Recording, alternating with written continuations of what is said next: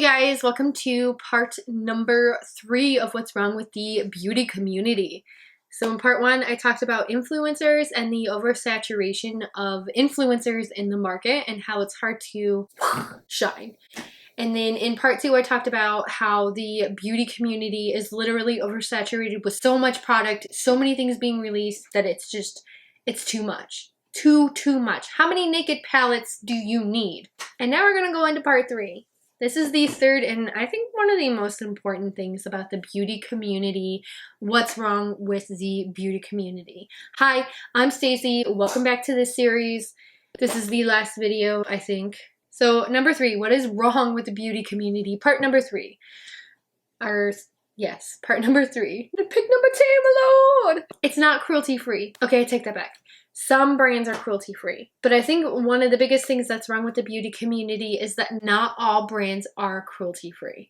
And this is the biggest platform that I have, that brands should be cruelty-free. We are in 2019, almost 2020, hindsight 2020, and you guys are still testing on animals.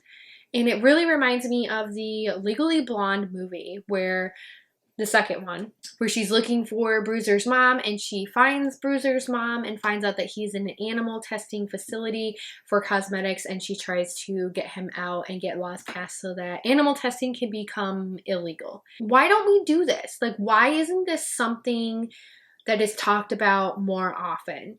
Like, why don't people become more active about this specific topic in general? But this is like the third and most important thing about what is wrong with the beauty community, with the standard of people's perception of animal cruelty in general. You see on Facebook people who freak out about an animal that has been mistreated, but they don't freak out about an animal that is being tested on for cosmetics. How is this happening? How is this acceptable? How is a person who is abusive to animals thrown in jail, but you have a company who is testing on animals and being cruel to animals, abusive, that isn't thrown in jail? This is the biggest, most controversial thing.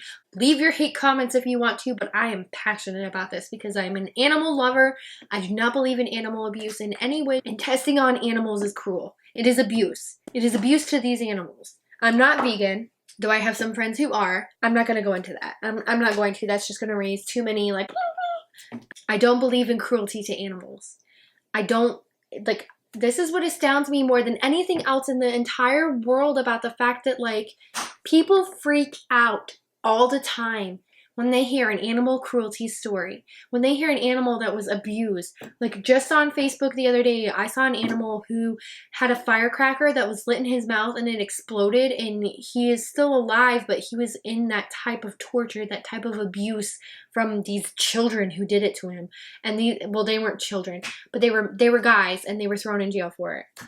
But yet you have these beauty companies that are allowed to test chemicals on animals, and it's not considered cruel or punishable or abusive in any way, because the law sees animals that are tested on as property, not as an animal. Doesn't that kind of remind you of a couple of other things in history where people were seen as property? Like, doesn't it ring a bell when you hear that an animal is property? It rings a bell to me. Like, when I had my dog, he wasn't property. He was a part of my family.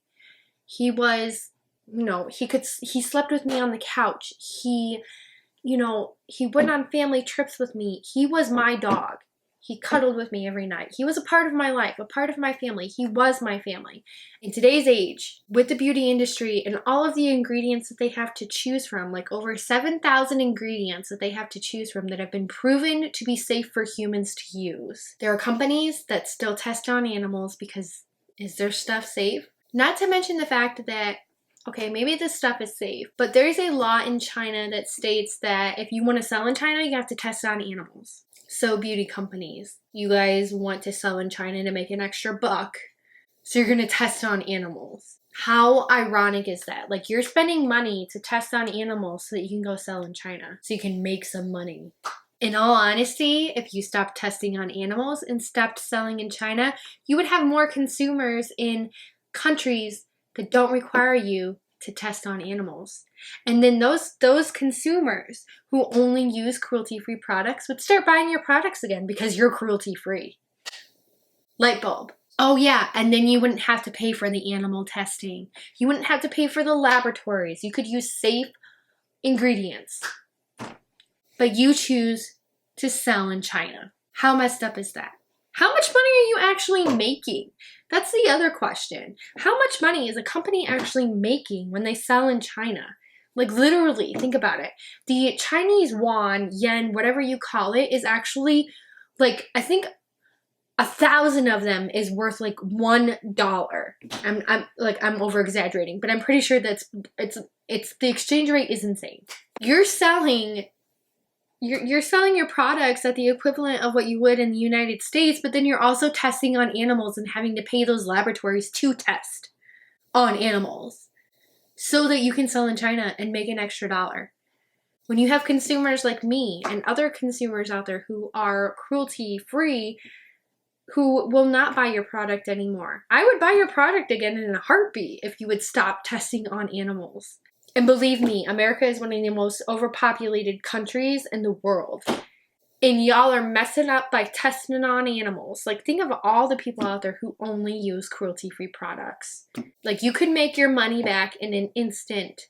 Beauty community. This is what's wrong with the beauty community. So honestly, I think that if there were influencers out there, like bigger influencers out there who were like, I'm sorry, I have to turn down your PR. I have to give it away. I might throw it out because it's not cruelty-free. If there were influencers out there who did this, how much of an impact would it make on the beauty community? Would it stop animal testing? That's the biggest question. And that is the biggest issue with the beauty community. But seriously, this is it's the number one thing, the most important thing that is wrong with the beauty community as it stands as of 2019. It still tests on animals. It still allows the testing of animals, especially in the United States. Like, I wish that it was illegal, and it's not. It still astounds me that people get worked up over a dog who's been abused, but they don't get worked up over animals who are being tested on for cosmetics. I wanted to thank you for tuning into this mini-series, this 3-part series about what is wrong with the beauty community. It's hard for me to get in front of a camera and actually kind of discuss these types of issues because I know there's going to be hate comments. I know there are going to be hate comments. But you know what? Who cares? Because at the end of the day, I've expressed my opinion. If these videos only get like two thumbs ups, whatever. At least somebody is watching.